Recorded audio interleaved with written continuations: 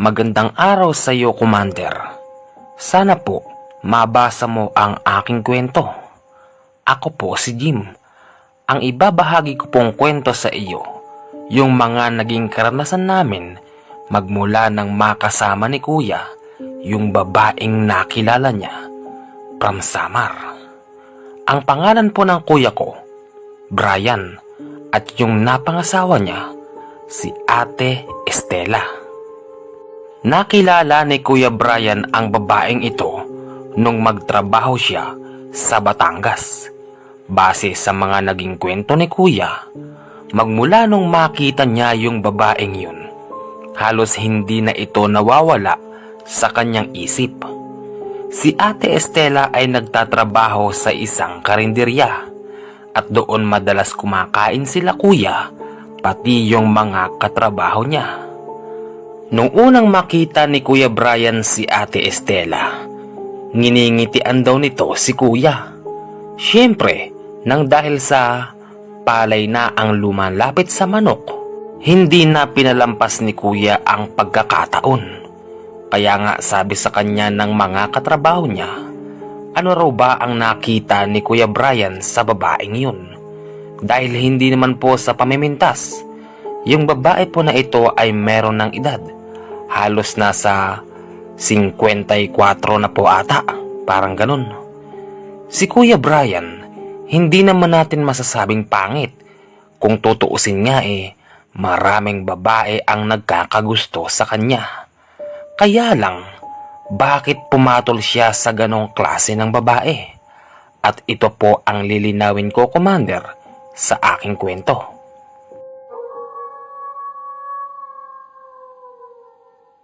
Isang taon na si Kuya sa pinagtatrabahuhan niya sa Batangas nung bigla niyang makilala si Ate Estela.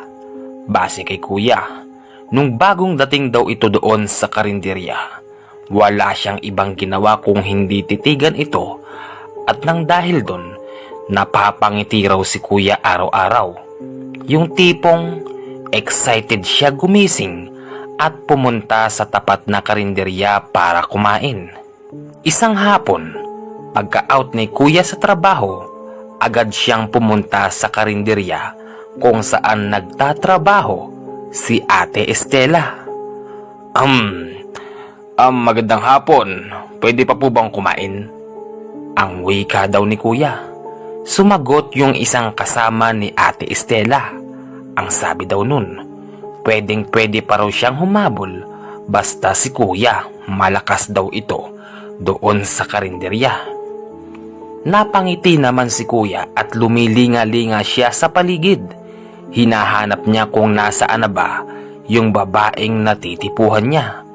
Nung hindi niya ito makita, tinanong niya yung kasamahan kung nasaan ba si Estela. Asan ba si Estela? Bakit? Ba't hinahanap mo'y wala? Naririto naman ako Ako na lang kausapin mo, Brian. Malanding sabi raw ng babae. Oh, teka. Hindi ikaw ang hinahanap ko, si Estela, okay? Bakit ba kasi hinahanap mo yung matandang yun? Ano ka ba naman, Brian? Andito naman ako Hahandaan kita ng makakain mo. Matanda. Napakaganda nga ni Estela sa paningin ko yun. Asa na ba siya? Wala na, nag-out na. Pasigaw na sabi ng babae. Nang dahil sa wala si Estela doon, tinamad na raw si Kuya na kumain. Hindi rin daw talaga alam ni Kuya sa sarili niya kung bakit ganun na lang ang hanga niya kay Estela. Kahit sabihin pa na may edad na ito, talaga namang napakaganda raw ni Estela sa paningin ni Kuya. Habang naglalakad si Kuya pauwi, nasa lubong niya si Estela. May mga dala daw ito na pagkain at dadalin daw pala nito sa boarding house ni Kuya. Oh, Estela, saan ka pupunta? Saka ano yung dala mo? Ulam ba yan? Sabi daw ni Kuya. Oo, ulam to. Para to sa'yo.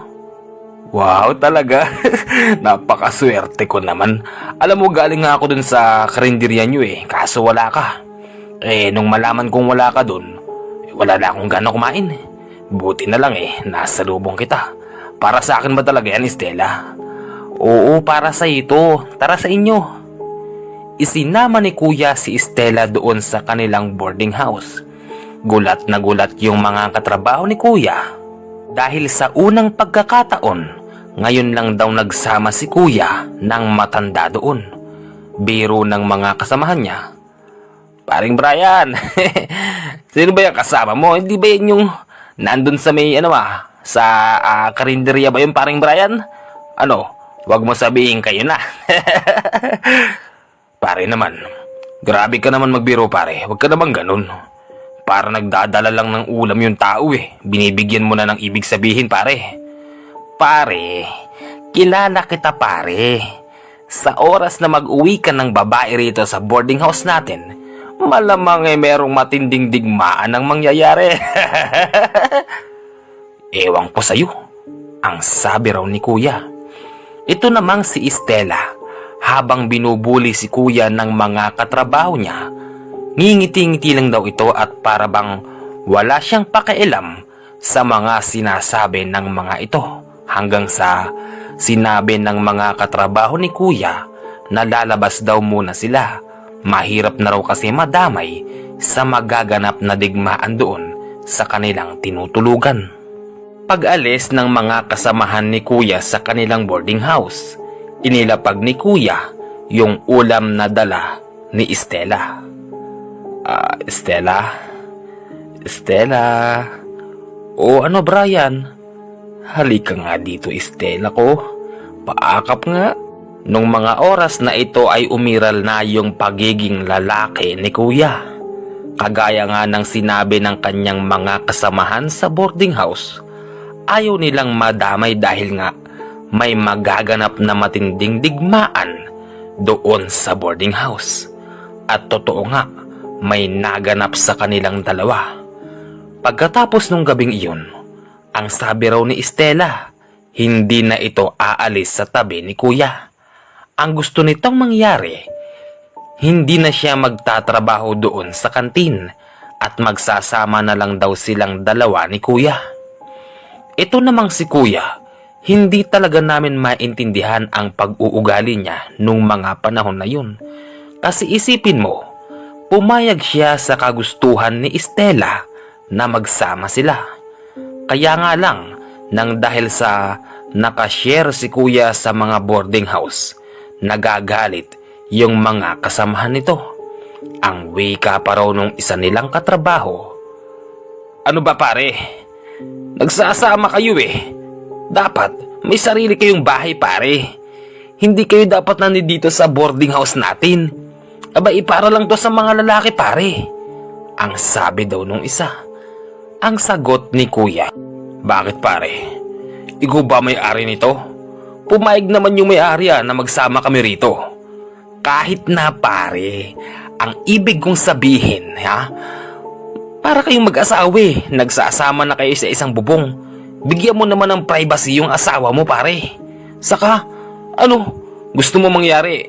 Nagjujugjugang kayo tapos kami dito nakikinig pare naman. Kung mahal mo yung tao, bigyan mo ng privacy, huwag ganun. Mahiya naman kayo ng konti. Abay, alauna na lang madaling araw, naririnig pa namin kayo naglalandian. Alam mo pare, hindi naman sa sinasabi kong pangit yung syota mo Pare, maghulos dili ka sa pananalita mo Anong pangit? Sorry pare. Pasensya na pare kung nasabi ko yun Hindi naman sa sinasabi ko pala na ayoko sa inyo ng syota mo. Ang gusto ko mangyari pare, nang dahil nga sa nagsasama kayo, naiistorbo nyo kami ng mga kasamahan natin. Kagaya niyan, kaninang madaling araw, halos hindi nga ako nakatulog Anong oras na kayo magpahinga? Gising na gising pa ako, papasok pa ako ng magang-maga. Pare naman, sige na pare, ako nakikiusap sa'yo, kung kulang ka sa pera pare, pahihiramin kita para makabukod lang kayo. Pumayag si kuya sa kagustuhan ng kanyang kasama sa boarding house dahil tama nga naman ito. Dahil kung gagawa sila kuya ng kalokohan, di dapat silang dalawa lang ang nasa loob ng kwarto. Pero yung ginagawa pala na pangbubuli ng kasamahan ni kuya sa boarding house, nagbibigay na pala ito ng matinding epekto kay Ate Stella. dahil nung naroroon na sila sa kabilang bahay kung saan solo nila yung buong bahay, nakikita raw ni Kuya si Ate Estela na tuwing alas 6 ng hapon ay nakaluhod doon sa maliit na mesa. Sa lamesa na yun, may mga nakalagay daw doon ng iba't ibang klase ng mga tuyong dahon at meron siyang isang maliit na aklat na magkakasya lang daw sa pitaka. Tinatanong ni Kuya kung ano ba ang ginagawa niya doon tuwing hapon. Stella, mamaya mo ko kausapin. Huwag mo kong istorbohin, saglit lang to, Brian. Ano ba kasing ginagawa mo? Abay, nahihiwagaan ako sa iyo eh. Tuwing hapon na lang, pag-out ko, naaabutan kita, nakaluhod ka palagi dyan. Ano bang ginagawa mo? Sabi ko, Brian, wag mo kong istorbohin eh. Nagalit pa raw si Estela nung sitahin ito ni Kuya.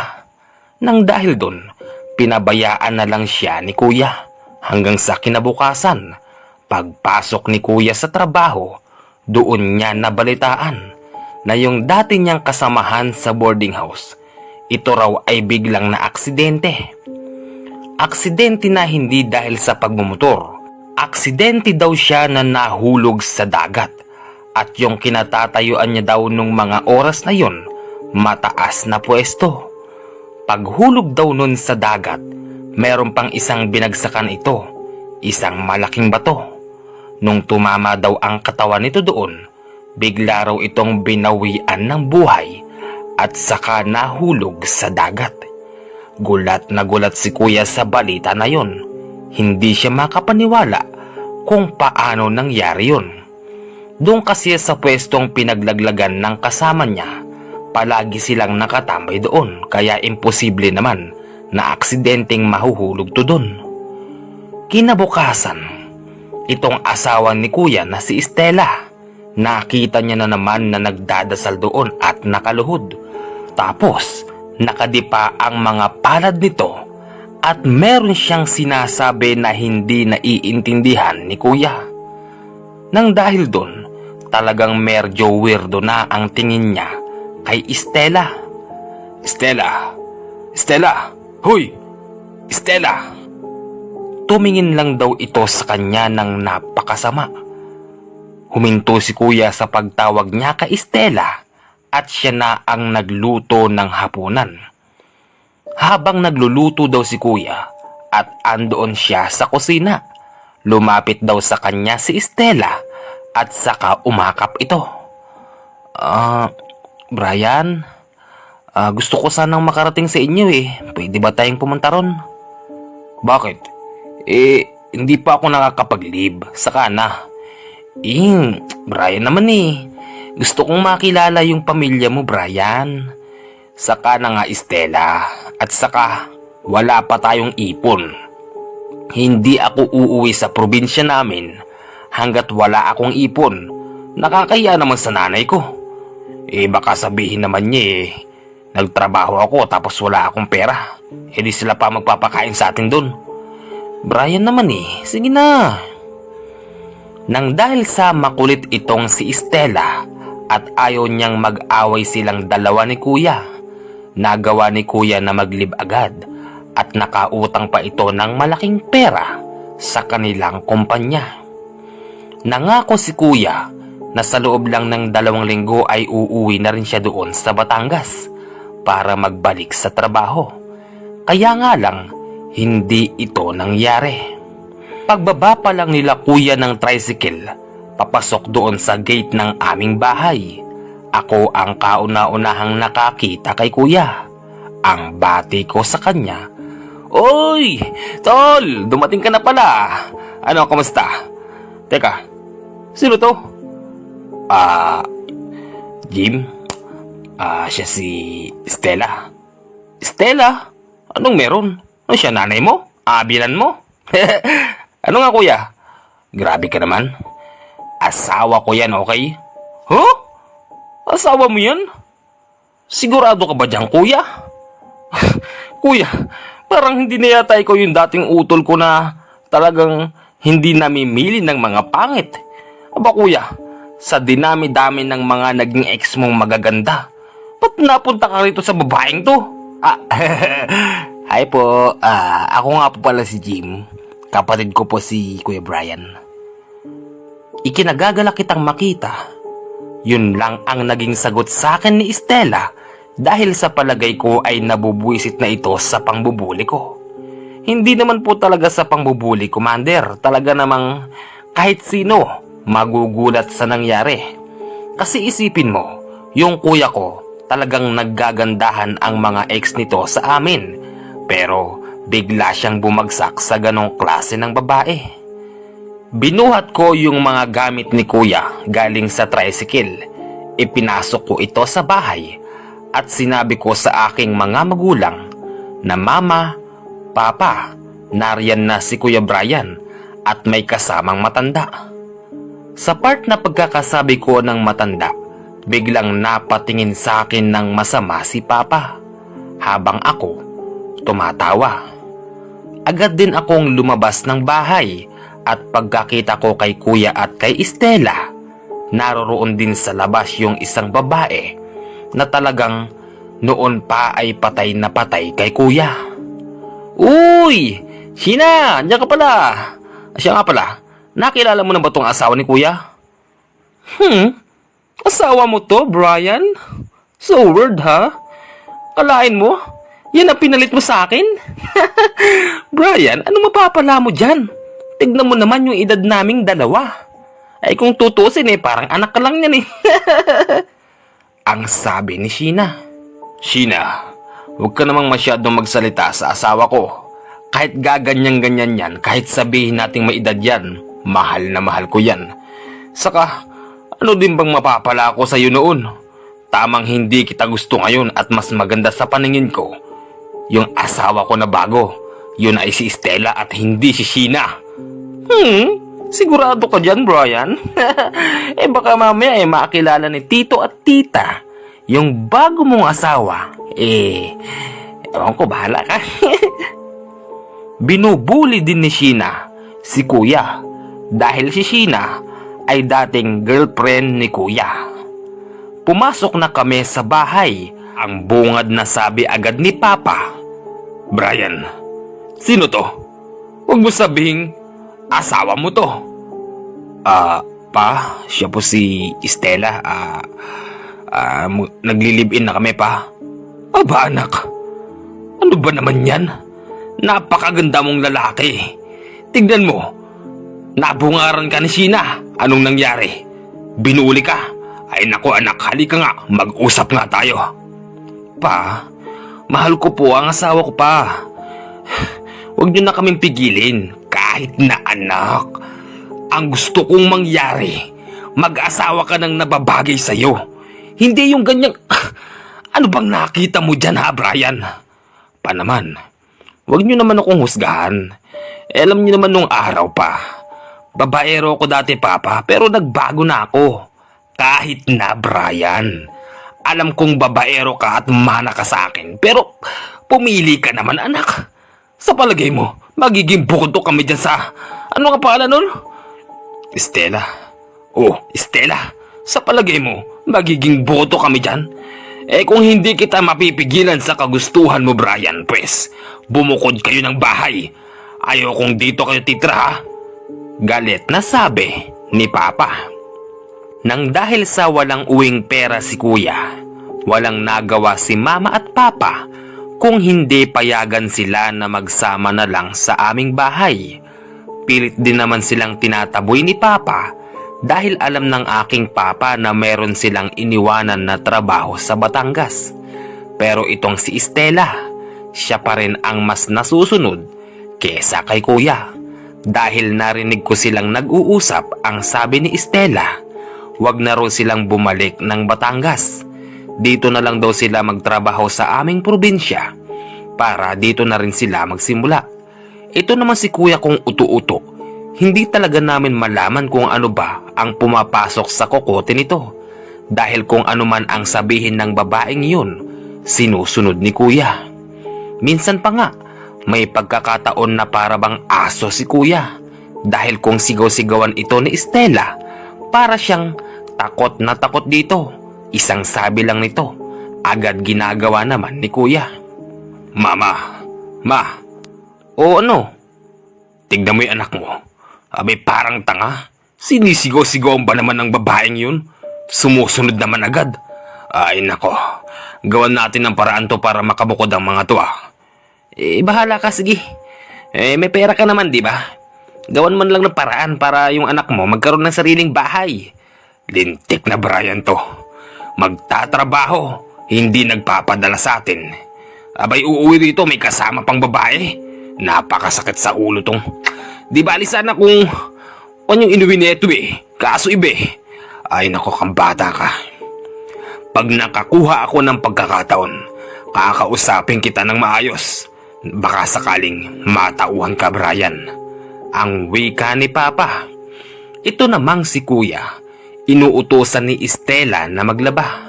Ang sabi daw ni Estela sa kanya, Brian, laba mo na tong panty ko. Saka yung mga bra ko nag-ipon na doon. Bakit ba kasi hindi ikaw ang maglaba? Ba, inuwi-uwi mo ako dito sa inyo. Dapat gawin mo akong prinsesa. Ang demand daw na sabi ni Estela.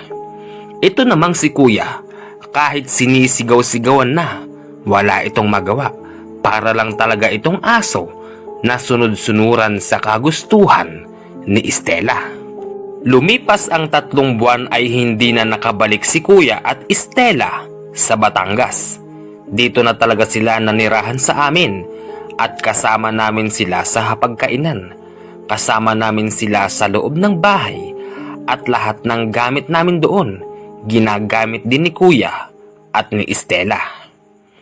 Isang hapon, si Kuya Brian ay naimbitahan ng kanyang dating kaklase. Ikakasal na daw kasi ito.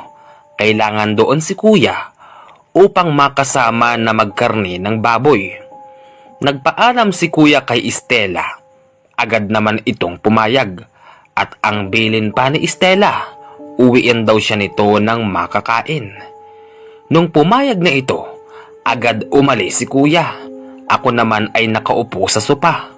Habang itong si Estela, pumasok doon sa kanilang kwarto. At hindi nagtagal, nakarinig ako doon ng mga salita na hindi ko naiintindihan. Sobrang weirdo talaga ni Estela sa aking isip. Nang dahil doon, agad akong sumilip sa kanilang kwarto. Mabuti na lang at hindi pala ito nakasarado.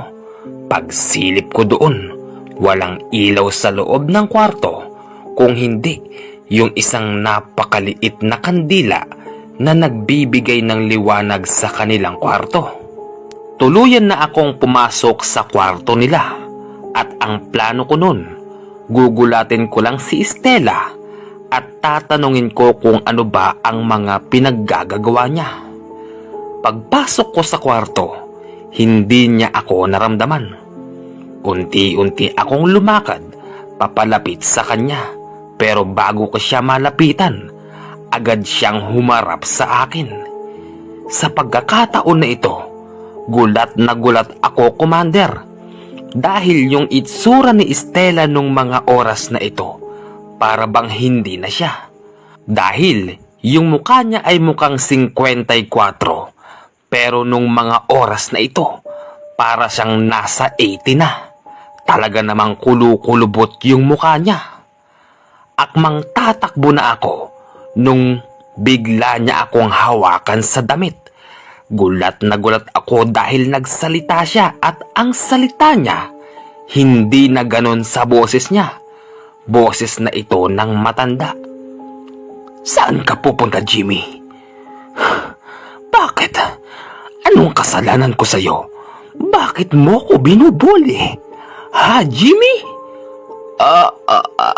At Estela, bitawan mo ko. Natatakot ako sa'yo. Hindi, Jimmy. Gusto kong malaman ang dahilan mo. Bakit mo ko araw-araw binubuli? Bakit ka pumasok dito sa kwarto namin ng kuya mo? Ano ang gusto mong makita? Ito ba? Itong ginagawa ko ba, Jimmy? At Estela, Bitawan mo ko! Bitawan mo ko, ate! Habang sinasakal ako ni Ate Estela, bumukas yung kwarto at dumating si Kuya. Estela! Estela! Anong ginagawa mo sa kapatid ko? Andiyan ka na pala? Oo, bakit mo sinasakal si Jim? Hindi nag-uusap lang kami. Jim, lumabas ka na. Paglabas ko ng kwarto, agad ako nagsumbong kay Mama at Papa. Ito namang si Mama, ang sabi niya, "Ay nako Jim, kasi naman pumapasok ka sa kwarto ng may kwarto. Ano ginagawa mo doon? Nang boboso ka ba, anak?" "Ma, wala naman doon si Kuya. Saka, sinong bobosuhan ko doon, Mama? Di yung Ate Estela mo." "Ay naku ma, hindi ganun ang pagkatao ko, ma." "Anak, Jim, huwag ka kasing basta pumapasok doon. Lalo na wala yung kuya mo. Mahirap na baka mamaya sabihin pa ng kuya mo, sinusulot mo siya doon sa may asawa niyang matanda." "Alam mo anak, bumalik ka na lang ng alak at mag-inuman na lang tayo." "Sige po pa." Habang umiinom kami ni Papa, itong si Kuya lumabas ng kwarto. "O Brian, anak, halika. Tumagay ka muna sa amin. Makijoin ka sa amin ng kapatid mong si Jim." Pa? Sige po at inuutosan kasi ako ni Estela eh." "Ano namang inuutos sa'yo niyan? Halika rito. Uminom muna tayo." Galit na sabi ni Papa. Walang nagawa si Kuya kung hindi lumapit sa amin habang kami ay nag-iinom. Ang wika pa ni Papa kay Kuya Brian, "Brian anak, mag-usap tayo ng maayos Pa naman, kung kailang nakainom kayo pa, saka naman gusto niyo akong kausapin ng maayos." "Hindi anak, matagal na kitang gustong kausapin. Ano bang nakita mo sa babaeng yun? Kita mo, ang sabi niyo 2 linggo lang kayo rito. Pero inabot na kayo ng napakatagal na panahon dito. Wala nga kayong trabaho Palamunin namin kayo ng asawa mo. Pa, kung yun lang naman ang sinasama ng loob niyo sa akin, di mas mainam pa umalis na lang kami rito ni Estela. Dapat noon pa. Mag-aasawa ka, iuuwi mo rito. Magtatrabaho ka lang sarili mo. Lumayas na kayo rito." Yun ding mga oras na ito, Commander, nag-alsabalutan si Kuya at si Ate Estela. Kaya lang, nang dahil sa wala silang pera, ayaw naman silang bigyan ni Mama, hindi rin sila nakaalis. Kinagabihan, habang natutulog si Papa, naririnig daw ito ni Mama na umuungol.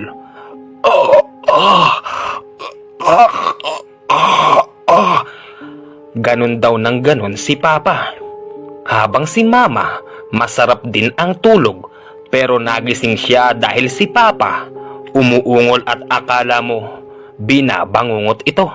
"Uy, gumising ka nga dyan! Uy!" Binuhusan ng tubig ni Mama si Papa para magising lang. Ang kwento naman ni Papa, yung panaginip daw niya. Meron daw kaming kasamang isang matanda dito sa loob ng bahay. At yung matanda na ito, animoy welcome na welcome siya dito sa aming bahay. Yung matanda raw na ito, bigla raw pumatong kay Papa habang siya ay natutulog at sinasakal siya. Hindi naman malaman ni Papa kung sino ba yung matandang yun, basta ang pagkakaalam niya, medyo pamilyar sa kanya yung mukha na ito pag merong konting pagbabago. Medyo magulo yung kwento ni Papa nang dahil doon, para bang hindi siya pinaniwalaan ni Mama. "Ay nako Papa, yan kasi, inom ka ng inom. Ay nako, katanda-tanda mo na, sabi ko sa'yo, baguhin mo na yung ugali mo." "Ito naman, malapit na nga akong matuluyan Kung ano-ano pang sinasabi mo, makalabas nga muna." Paglabas ni Papa ng kwarto, pumunta raw siya ng kusina upang uminom ng tubig. Pagbukas ni Papa ng pintuan, gulat na gulat si Papa dahil yung panaginip niyang matanda andoon sa tabi ng rep namin. "Sino ho kayo? Teka, ikaw yung nasa panaginip ko Ang sabi ni Papa. Sumagot naman yung matandang yon. Ang sabi, katapusan mo na. Araw-araw mo akong pinagsasabihan ng hindi maganda. Sinugod daw si Papa ng matandang yun at may hawak ito na mahabang kutsilyo. Yung kutsilyo na hawak niya ay gamit namin panghiwa ng karne. Nang malapit na ito kay Papa, agad siyang hinataw nito pero buti na lang. Nahawakan ni Papa yung kamay niya, kaya ang nangyari, nagpapalakasan sila ng puwersa. Ganun pa man, dahil lalaki si Papa, naitulak niya ito papunta doon sa ilalim ng aming kainan. Agad naman sinundan ni Papa kung saan nasuot itong matanda na ito.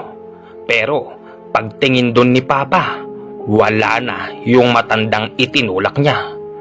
Nakakita lang daw ito ng isang kulay itim na paru-paro na nanggaling doon at saka lumipad palabas. Nang dahil sa pangyayaring yun, nagising kaming lahat dahil sobrang ingay ni Papa nung mga oras na yun. Nagagawa pa ni Papa magmura at sinasabing bumalik ka rito. Lahat kami lumabas nung mga oras na yun, maging si Kuya Brian at si Ate Estela. Napakasama ng tingin ni Papa kay Ate Estela dahil ayon kay Papa, patandain mo lang ng konti yung mukha ni Ate Estela. Ganon na ganon yung matanda na nagtangka sa buhay ni Papa. Kaya ang sabi ni Papa nung mga oras na yun, Estela, may kinalaman ka ba rito? Halika nga. Oh, Pa, magulos dili ka naman, Pa. Anong kinalaman ng asawa ko dyan? Brian, huwag kang makikialam ha, tatamaan ka sa akin. Pa naman, asawa ko yan, Papa eh. Bakit ba pinag-iinitan niyo yung asawa ko? Brian, itong asawa mo may ginagawang hindi maganda rito. Kita mo? Napakaganda mong lalaki, pinatulan mo to? Pa naman, sabi ko sa iyo pa, nagbago na ako. Nagbago ka nga eh. Pumatol ka naman dyan. Hindi ka dyan bagay, anak. Kung di ako nagkakamali, aswang tong asawa mo. Pa, sa tagal ko nang kasama si Estela, ni minsan, hindi ko siya nakitaan ng sinasabi nyo. Ay nako Brian, ewan ko sa'yo. Pumasok si Papa at si Mama sa kanilang kwarto.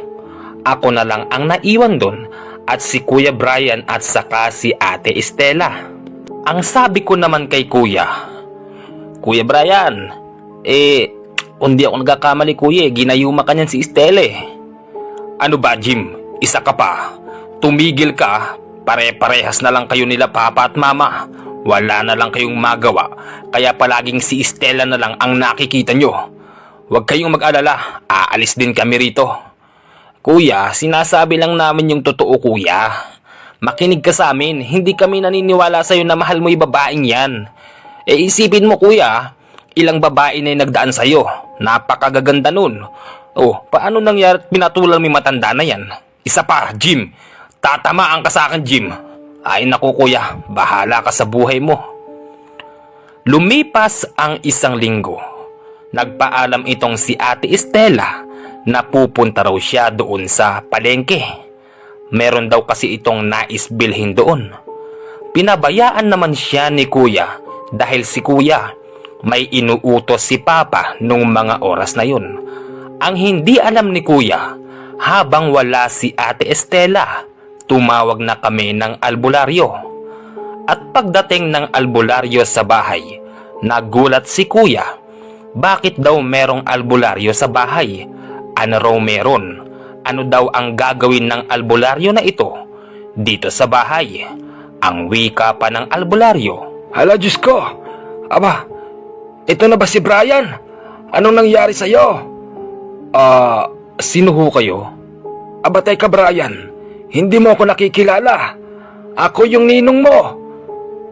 Ninong? Wala po akong maalalang ninong. Ay nako, Brian, totoo nga, nakikita ko sa katauhan mo na talagang tinanggalan ka ng memorya ng napangasawa mong si Estela. Halika at gagamutin kita. Anong gagamutin? Sino ho ba kayo?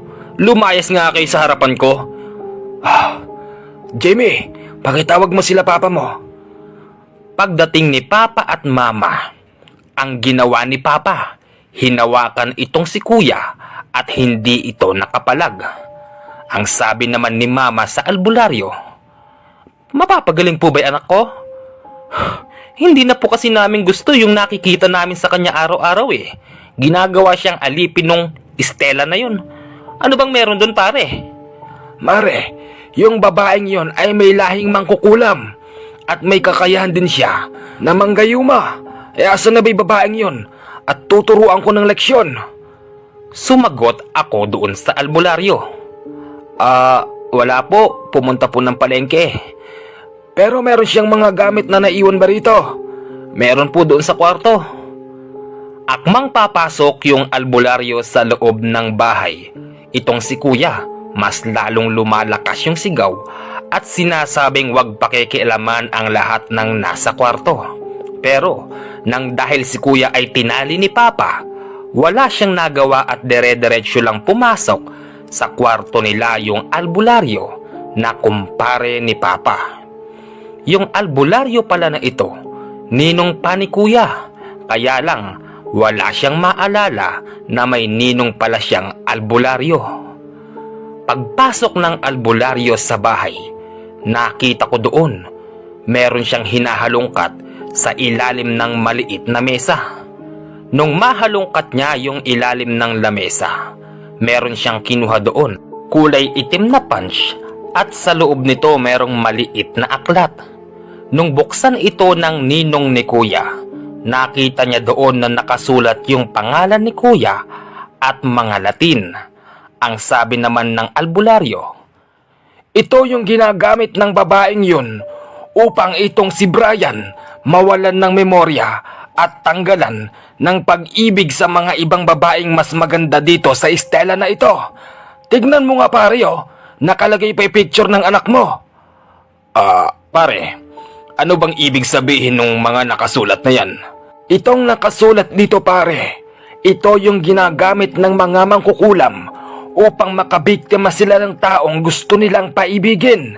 Maaaring itong anak mo na bulag na talaga ito ni Estela dahil ang tingin dito ni Brian, isang napakagandang Diyosa. Ay pare, paano natin ngayon pababalikin sa dati yung anak ko? Madali lang yan pare, akong bahala dyan. May inilabas yung ninong ni Kuya na isang parang gamot, pero nakabalot ito sa plastik na medyo makapal at nakakorte ito na parang kapsul.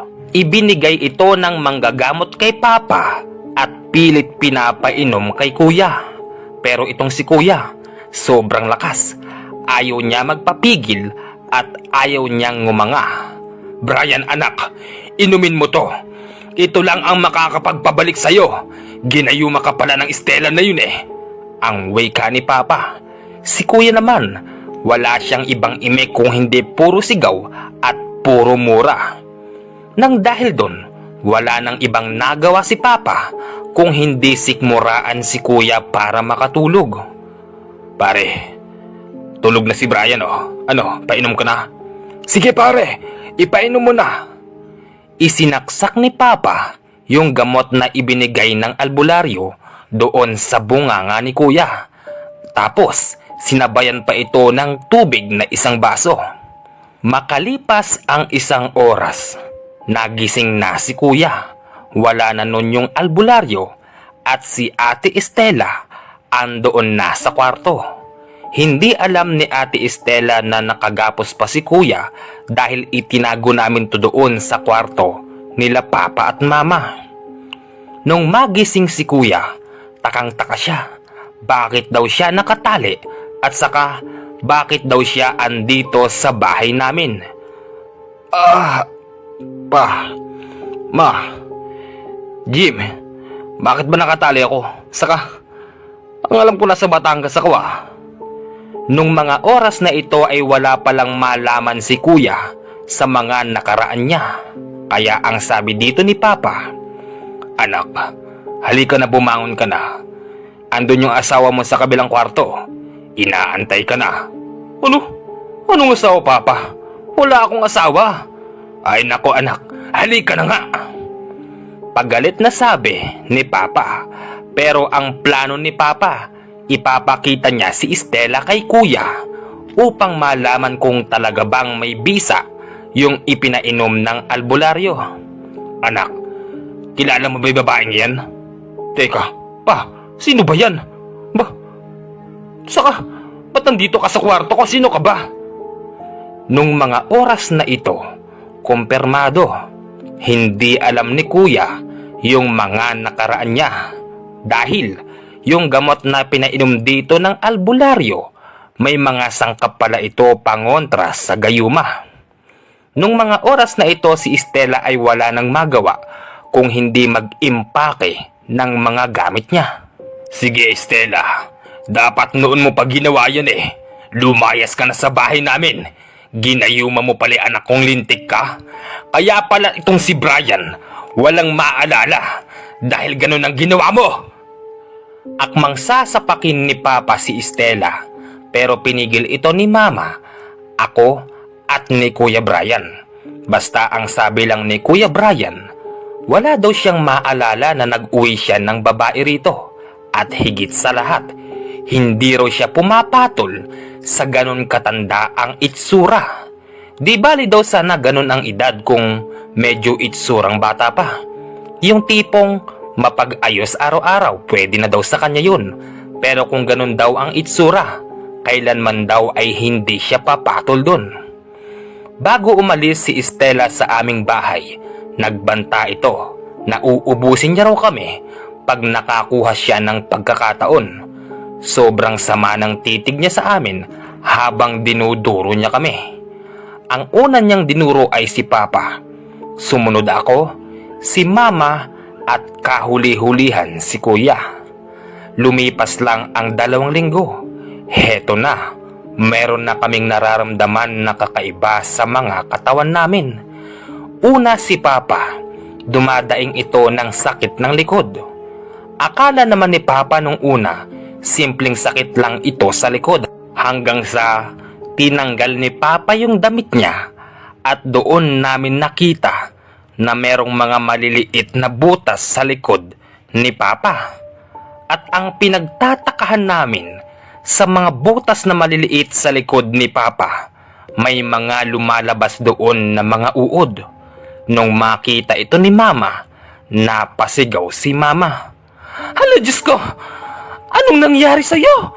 Papa, bakit may mga uod sa likuran mo? Ang wika ni Mama. Maging ako ay nandiri nung makita ko yung likod ni Papa. Ito namang si Kuya Brian, hindi na rin malaman yung gagawin niya nung mga oras na ito. Dahil aminado si Kuya na siya ang may kasalanan kung bakit nagkaganon si Papa. Yun ding araw na yun, ipinatawag namin yung kumpare ni Papa na albularyo.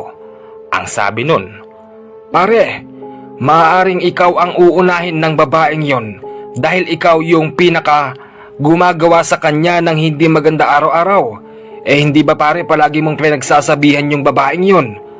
Oo pare, ano pare, gagaling pa ba ako? Walang problema yan pare. Alam mo, yung ginawa sa'yo, simpleng barang at simpleng kulam lang yan. Halika pare, at pagagalingin kita. Mabuti na lang at maaagapan pa natin to. Pero kung hindi natin ito maagapan, ay paniguradong mauuna kang mawala kesa sa akin pare. Pinaupo ng albularyo si Papa sa kanyang harapan. Kinuha nito yung kanang kamay ni Papa at meron dito inipit na isang palito. Tapos nun, meron nang sinasabi matanda at inihip nito sa bunbunan ni Papa.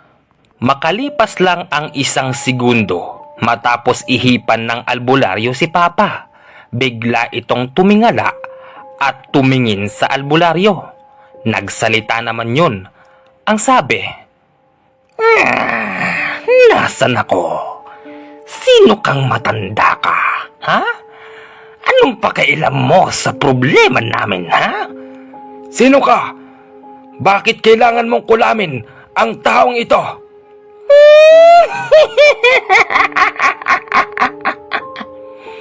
Ang taong ito, Ito lang naman ang laging bumubuli sa anak kong si Estela. Ah, ganun ba? Ang ibig mong sabihin, nanay ka ni Estela? Ganun na nga, tanda. Bakit anong pakialam mo? Anong gusto mong mangyari? Lalabanan mo ko? Marami na akong pinatay ng mga albularyo. Baka gusto mong sumunod. Huwag kang magtapang-tapangan, tanda. Mahina ka lang. Nararamdaman ko ang aura mo na nanggagaling sa walang kwentang Panginoon mo. Napakayabang mo magsalita. Kung iniisip mo na hindi kita kakayanin, pwes, tatapusin na kita ngayon. Anong tatapusin? Sa palagay mo, tanda, matatapos na ako ng ganong kadali. Maaaring masasaktan mo ko, pero kaya kitang patayin, tanda. Tandaan mo yan, binibigyan pa kita ng pagkakataon. Hindi mo ko kilala. Hindi mo alam kung anong antas na ang kaya kong gawin. Kaya kung ako sa'yo, huwag ka nang makialam kung ayaw mong madamay pa. Wala akong pakialam kahit madamay ako rito. O siya, tapusin na natin to. Matapos ito sabihin ng albularyo, nakita ko siya na lumilinga-linga sa paligid habang yung nakasapi kay Papa, tawa ito ng tawa. Ang wika pa ng albularyo, Anong nangyayari? Sinong demonyo ang tinawag mo upang makialam dito? hindi ba sabi ko sa'yo, tanda? Huwag ka nang makialam. Pati ikaw, mamamatay ka rito. Sige, antayin mo ang aking Panginoon. Hindi nagtagal, ako mismo, si Mama at si Kuya Brian, kitang-kita namin, Commander, sa tapat ng bintana kung saan ginagamot si Papa nung albularyo. May nakita kaming sumilip doon, pero mukha lang yun. At ang mukha nun, isang lalaking kulay pula yung katawan at meron itong dalawang maliit na sungay sa magkabilang tagiliran ng ulo niya. Nung makita ko yun, hindi ko na alam ang sumunod na mangyari dahil nawalan ako ng malay. Sa unang pagkakataon, ngayon lang ako nakakita ng ganon, habang itong si Kuya nawalan din pala ng malay at maging si Mama. Lumipas ang isang oras saka kami nagising. Nakita namin si Papa nakahandusay doon sa tiles, pero yung likod niya wala na doon yung mga uod. At ang kinagulat namin, Commander, yung kumpare ni Papa na albularyo nakabagsak din sa tiles habang hindi na ito humihinga. Napakasakit ng sinapit ng kumpare ni Tatay. Pasensya ka na, Commander, kung ayoko siyang pangalanan. Nakakahiya kasi sa pamilya ng kumpare ni Papa na albularyo. Dahil nung mamatay yung kumpare ni Papa, bumagsak sa amin yung sisi. Maging si Kuya, sising-sisi siya dahil hindi niya akalain na yung ninong niya na albularyo, si Kuya pa ang magiging dahilan ng pagkamatay nito. Nung nilibing yung albularyo, ako ay napatingin sa isang nityo na merong dalawang patong. Kitang-kita ko doon na merong isang matanda na tumatawa. At kung hindi ako nagkakamali, ito yung nanay ni Estela dahil kahawig ito ng pagmumukha niya. Itinuro ko ito kay Papa at kay Kuya, pati kay Mama. Pero hindi nila ito nakikita. Ako lang pala ang nakakakita sa matanda na yun habang tinuturo-turo ako at tumatawa. Tinanggap namin yung sinasabi ng pamilya ng kumpare ni Papa. Totoo naman na kami ang dahilan kung bakit namatay yung kanilang padre di pamilya. Pero ayon naman sa isang kaibigan nila na albularyo din, tinanggap na rin daw ng kanilang padre di pamilya yung sinapit ng kanyang kaibigan dahil Ang sabi pa nun, pag ikaw ay napunta sa panggagamot, kailangan mong ialay ang buong buhay mo. Huwag kang magsisisi kung ikaw ay datnan ng kamatayan dito. Nung sabihin yun ng kaibigan nila, medyo kumalma ang pamilya nang namatay. Sinabi pa nung lalaking yun na huwag alalahanin ang kaluluwa ng kanilang padre di pamilya dahil siguradong kapiling na siya ng ama. Huwag daw sisisihin ang pamilya namin dahil parte daw yun ng misyon ng kumpare ni Papa habang siya ay nasa ibabaw ng lupa. Ganun naman daw talaga ang kalakaran sa espiritual. May nananalo at merong natatalo. Kapag ikaw ay natalo sa laban, huwag na huwag mong sisisihin yung taong dahilan kung bakit ka nawala sa ibabaw ng mundo. Dahil ang nag-aaral ng lihim na karunungan, kailangan yung buhay mo, ialay mo ng buo dito. Kaya lang ang pagkakamali doon, Commander, nang dahil sa hindi nga matanggap ng pamilya ng kumpare ni Papa, kami ang sinisi. Mabuti na lang, meron pa itong isang kaibigan na manggagamot din na nagpaliwanag ng buo sa kanila upang mawala ang galit ng kanilang pamilya sa amin. Hanggang dito na lang po, Commander, ang aking kwento. Maraming salamat po sa pagbibigay ng buhay sa kwentong nakakatakot ng aming pamilya. Siya nga po pala, itong si Estela ay wala na kaming balita doon. Pero sana, isang araw ay makatagpo siya ng taong makakatapat niya. Nang sa ganun, kunin na rin siya ng lupa. Lubhang napakadelikado ng taong yun, lalong-lalo na yung nanay niya. Hanggang dito na lang po, Commander, at maraming salamat po uli.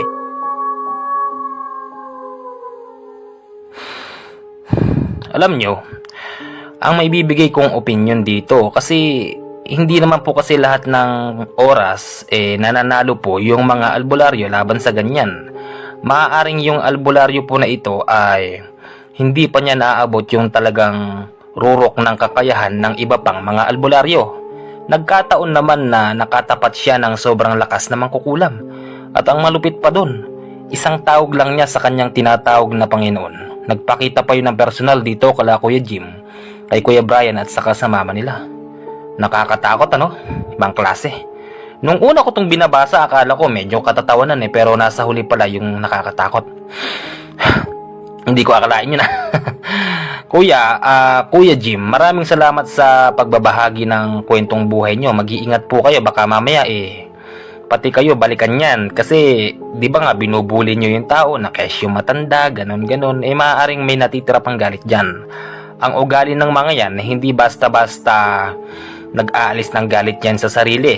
Pag isang araw ay nasa lubong kanya, paniguradong babalik yung galit niyan sa'yo. Kailangan nyo po mag-ingat kahit sabihin pa na taga-Samar yan. Ikaw kasi kuya, hindi mo sinabi kung anong probinsya ka Pero sana, malayo kayo ron para hindi kayo mapahamak. Yun lang po. At sa mga nag-aabang po ng story po natin, na record na po natin yung susunod na kwento ng Amadeo. Yung agimat po ni Lolo, hindi pa po ito nakarecord medyo tinatamad ako ng konti. Pero hindi naman sa tinatamad ako na i-share yung karanasan ng ating mahal na Lolo. Hindi po ganun. Sobrang haba po kasi nun Kaya nahihirapan po ako magbasa. Yun na po at maraming salamat po sa inyo. Goodbye. Thanks for watching.